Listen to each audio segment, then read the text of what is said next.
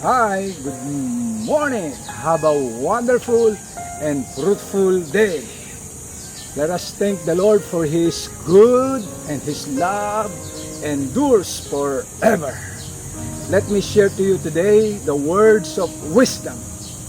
This is a divine wisdom from the book of Proverbs, because I believe with all my heart that the Proverbs a day keeps the fools away. So listen, my friends, and learn to this powerful principle for life. It says in Proverbs chapter 16 verse 22, better to be patient than to be powerful, and better to have a self-control than to conquer a city. So listen and learn, my friend, the value of self-control, because this is more important and significant to our success.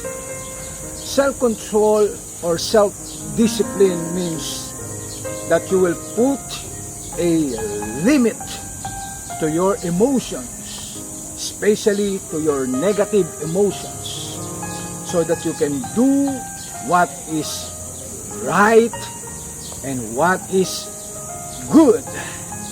So my friend, learn and develop this quality.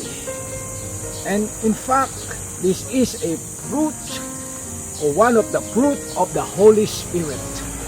So continue to ask the Holy Spirit to help you to develop that character or value, allowing Him, the precious Holy Spirit, to mold you and discipline you so that you will do the right things even no one is watching. So that's just a friendly reminder to everyone, and I declare shalom, shalom, grace and peace be multiplied to everyone. God bless you more.